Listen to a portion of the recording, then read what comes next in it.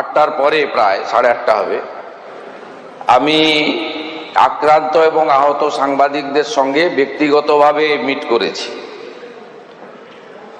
আপনারা জানেন যে ইউনাইটেড ককরোচ মার্চ ব্যানারে একটি আন্দোলনের ঘোষণা করা হয়েছিল। Cockroach party, self declare cockroach পার্টির সদস্য দেবদীপ্য গাঙ্গুলি বিভিন্ন বামপন্থী ও অতি বামপন্থী সংগঠনের পক্ষ থেকে আমাদের পুলিশকে নির্দেশ দেওয়া ছিল যে গণতান্ত্রিক দেশ, যে কেউ তার গণতান্ত্রিক মত এবং তার অধিকার তারা প্রতিষ্ঠিত করতে পারে, কিন্তু আইন শৃঙ্খলার অবনতি না ঘটিয়ে শান্তিপূর্ণভাবে। পুলিশের পক্ষ থেকে নজরদারি রাখা হয়েছিল, ব্যবস্থাও রাখা হয়েছিল।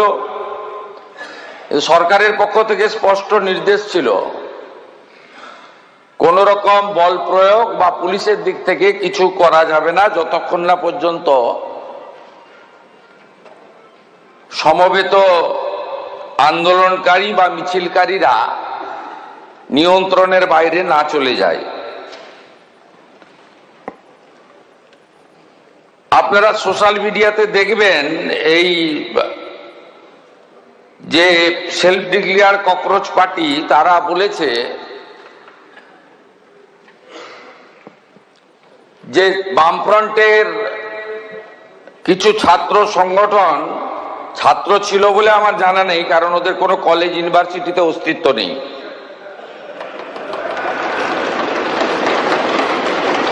তারা এই কর্মসূচিতে ঢুকে পড়ে।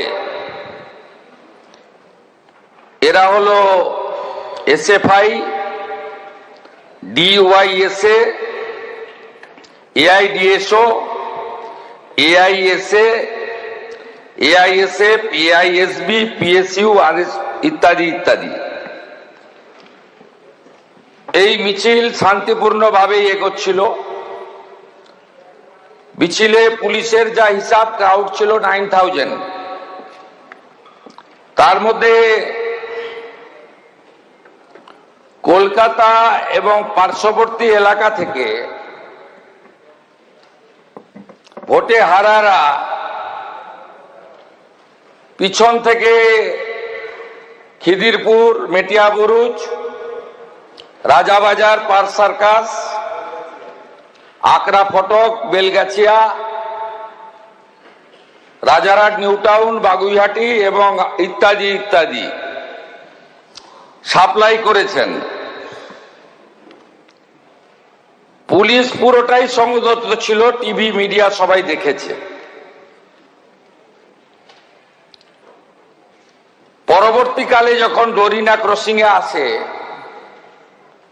প্রথমে জুতো এবং বোতল দিয়ে শুরু করে, তারপরে টার্গেট করে সাংবাদিকদের, কারণ অনেক চেষ্টা করার পরেও পুলিশ ওদের পাতা ফাঁদে পা দেয়নি। আমাদের নির্দেশও তাই ছিল। ওরা চেয়েছিল পুলিশ লাঠি চালাক, গ্যাস ফাটাক, বল প্রয়োগ করুক, এবং তারপরে নাটকটা একটু জোরদার চলুক। সে সুযোগ পুলিশ দেয়নি। আমি কলকাতা পুলিশকে এবং যারা ডিউটি দিচ্ছিলেন তাদেরকে ধন্যবাদ জানাই।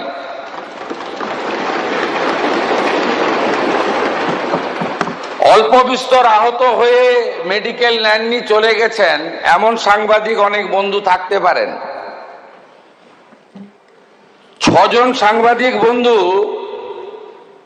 যারা গুরুতর জখম হয়েছেন, রক্তপাত হয়েছে, তারা সরকারি হসপিটালে চিকিৎসা নিয়েছেন। দীপঙ্কর দাশগুপ্ত, মাখন পাত্র, সুমন মহাপাত্র, রিক পুরকায়স্থ, শিলাদিত্য কর, কৃষ্ণেন্দু মজুমদার। ইতিমধ্যে সাংবাদিক বন্ধুদের কাছ থেকে আমরা লিখিত অভিযোগ পেয়েছি। মোট 6টি মামলা রুজু করা হয়েছে এবং এই মামলাগুলিতে এই বিধানসভা থেকে পাস হওয়া গুন্ডা দমন আইন যুক্ত করা হয়েছে।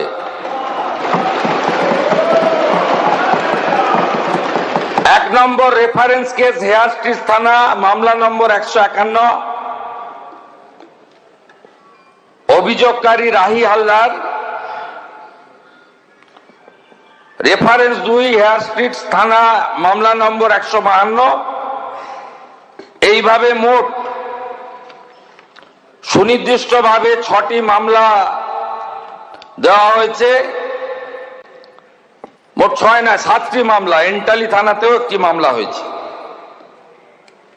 এই মামলাগুলোতে গুন্ডা দমন আইনকে যুক্ত করা হয়েছে এবং প্রায় 70 জনকে চিহ্নিত করা হয়েছে, যাদের একজনও ছাত্র নয়, যারা একজনও সেলফ ডিক্লেয়ার ককরোচ পার্টির মেম্বার নয়, যারা একজনও নিট সংক্রান্ত আন্দোলনকারীদের অংশ নয়। 4 জন কুখ্যাত লোকের নাম আমি এখানে বলছি, যাদেরকে আমরা ছাড়বো না। আরো বাকিগুলোর নাম তো আমি এখানে বলে সময় নষ্ট করব না। Afroz of Rajabagan, Nahid of Khidirpur, Tanveer and Nizam of Ekbalpur, Rahul Jamal of Watgunge. এই 5টা গুন্ডার নাম আমি এখানে ঘোষণা করলাম। গুন্ডা দমন আইনে এমন ব্যবস্থা নেব যাতে একদিন নয়, এই গুন্ডাদের 3 পুরুষ মনে রাখে।